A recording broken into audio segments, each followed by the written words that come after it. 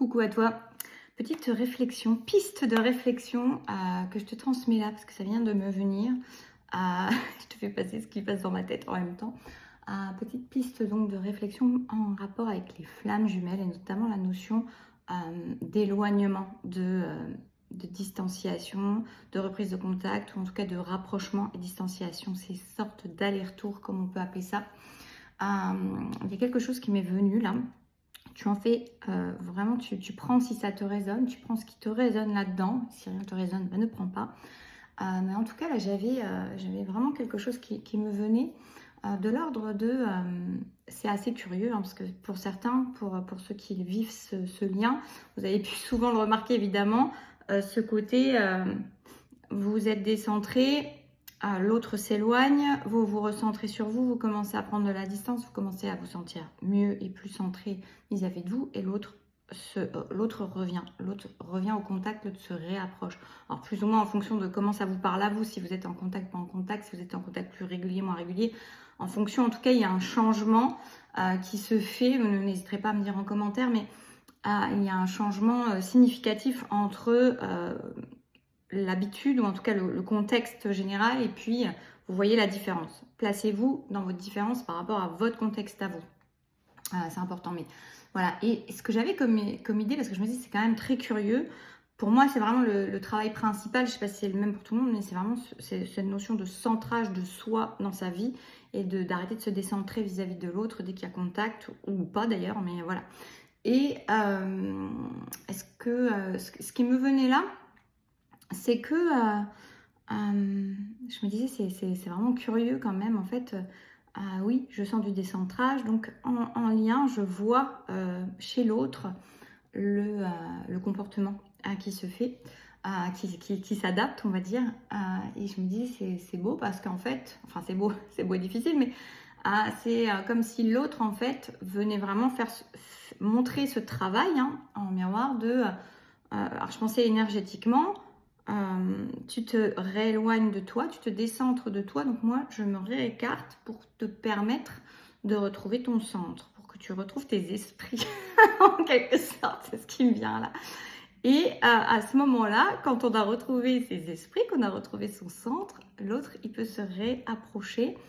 Donc je vous dis, par rapport à votre contexte à vous, et puis reprendre. Et je pense qu'il y a différents grades aussi, vraiment en fonction du décentrage et comment il se provoque ce décentrage. Et s'il est très puissant, peut-être que la distance elle est plus importante aussi. Enfin, chacun vient travailler différemment. Ça, c'est propre à chacun. Ne faites pas une règle de tout. Mais en tout cas, il y a vraiment ce truc d'aller-retour, on le connaît. Et ce qui est vraiment drôle avec ça, donc je me disais, voilà, énergétiquement, l'autre le ressent. Et puis, du coup, ça permet un recalibrage à soi, un recentrage dans ce silence, dans cette distance, enfin, dans ce petit, en fonction de chacun. Et puis, hop, on se recentre, on rétablit l'ordre, et hop, il y a recontact, ou en tout cas rapprochement, ou plus de proximité en fonction de chacun. Et on peut à nouveau retravailler.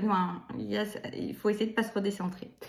Et là, c'était encore mieux ce qui m'est venu parce que donc j'étais déjà dans cette piste de réflexion. Je me disais, tiens, ce serait intéressant vraiment de transmettre ça. Enfin, il me semble que c'est à ce moment-là que je me le suis dit. Je sais pas, parce que ça va vite dans ma tête. Et puis tout est arrivé très vite. Et en fait, ce qui est venu juste derrière, dans ce truc dans la tête, ou je sais pas, reçu comme ça, c'est vraiment... mais non. Et si c'était plutôt que quand tu te décentres, quand je me décentre, je m'éloigne de moi. Donc, je m'éloigne de l'autre. Donc, est-ce qu'en fait, ce n'est pas... Parce que vous voyez, c'est une approche complètement différente. Il y a l'approche de se dire, c'est l'autre qui nous fait travailler, énergétiquement, pas forcément consciemment, très souvent inconsciemment, mais qui nous fait travailler. Et on peut avoir vraiment aussi cette... si on voit ça autrement, on peut même se dire... Enfin, c'est quand même chiant. Il peut y avoir un côté où on se dit, comme si l'autre avait besoin d'être rassuré. On entend ça souvent d'ailleurs. Bon, j'écoute pas beaucoup de vidéos sur tout ça, mais j'en ai déjà écouté. On peut se dire, l'autre, il se réassure que l'on est bien toujours dans le lien, qu'on est bien toujours en contact, qu'on est bien toujours, on l'a bien toujours dans le cœur. On peut se dire ça. C'est notre vision des choses de personne finalement qui est en insécurité affective d'une certaine manière, en tout cas jusqu'à un certain stade, mais on progresse là-dessus. Mais c'est notre vision. Est-ce que c'est la vision de l'autre? Je ne suis pas du tout sûre que l'autre, alors on peut se dire c'est inconscient, il va chercher le contact pour se rassurer à nouveau parce que c'est inconscient. Mais en fait, on peut aussi très bien voir les choses autrement et se dire que, c'est ce qui m'est venu là, je crois que c'est la première fois que je vois ça de cette manière, on est le centre de notre vie. Quand on se décentre, on s'éloigne de nous. Mais l'autre, c'est nous. Donc on s'éloigne de l'autre. Et donc, est-ce que c'est l'autre qui s'éloigne de nous? Ou au final, c'est cet effet miroir qu'on voit? C'est nous qui nous éloignons de nous et donc de l'autre par la même occasion. Et on a l'impression que c'est cet autre qui s'éloigne de nous. J'espère que c'est clair. Pour moi, c'est vraiment ça. C'est un effet miroir qui vient nous montrer. C'est comme si, en fait, tu es devant ton miroir, tu es proche de ton miroir, à la limite, tu te touches et tu sais qui tu es et tu es en ton centre et tu es en train de t'occuper de toi. Je ne dis pas qu'il faut se regarder dans le miroir tout le temps, c'est pas ça, mais c'est juste l'image. Tu es là et tu es bien avec toi. Tu es en train d'être focus sur toi, sur ta vie, voilà. Et puis, en fait, dès que tu te décentres pour être et que tu mets plus ou moins l'autre à la place, c'est comme si tu t'éloignais de ce miroir-là. Alors, c'est une illusion, hein. C'est vraiment des effets d'illusion et on pourrait se dire, oui, mais alors si tu te rapproches de l'autre, c'est que tu te rapproches de toi. Non, en fait, l'autre, c'est comme si, je vous en ai déjà parlé plusieurs fois, c'est comme si c'était une émanation de nous. En tout cas, c'est comme ça que parfois je l'ai reçu. Après, j'ai pas toutes les compréhensions là-dessus. Moi, je vous livre les bribes comme ça et après, voilà, peut-être que d'autres a d'autres compréhensions et puis ça fait avec toutes les facettes, on comprend quelque chose de plus global, de plus complet, de plus plein. Mais en tout cas, dans l'idée, c'est peut-être même pas, voilà, cette histoire de énergétiquement, il sent que l'attention est reportée à nouveau sur lui, qu'on est à nouveau plus accroché, qu'on est à nouveau plus centré sur lui, donc décentré de soi. Et on pourrait dire, bah, s'il est là, donc on est centré. Vous voyez, c'est un peu délicat à expliquer parce qu'il y a des nuances. Mais en même temps, c'est peut-être tout simplement pas du tout lui qui fait quoi que ce soit dans l'idée.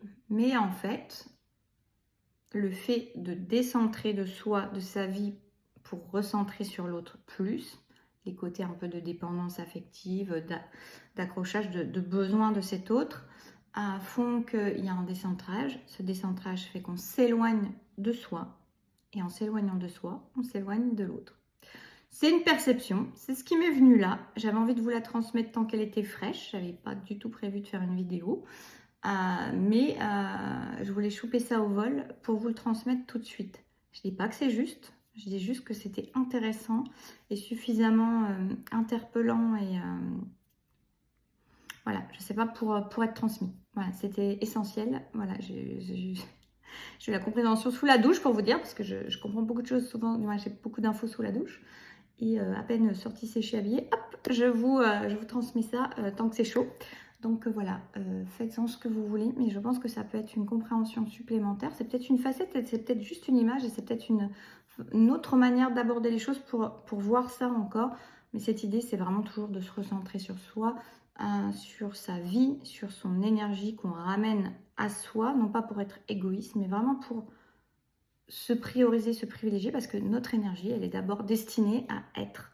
à ne pas être déshabité, désinvesti de notre être et de notre vie, mais bien d'abord de nous servir pour mieux diffuser vraiment de manière honnête, on me dit, et juste vis-à-vis de l'extérieur. À chaque fois qu'on met quelqu'un d'autre à notre place, qu'on essaie de centrer notre attention, notre énergie, nos pensées, nos actions vis-à-vis de quelqu'un d'autre, on se décentre, on s'éloigne de soi.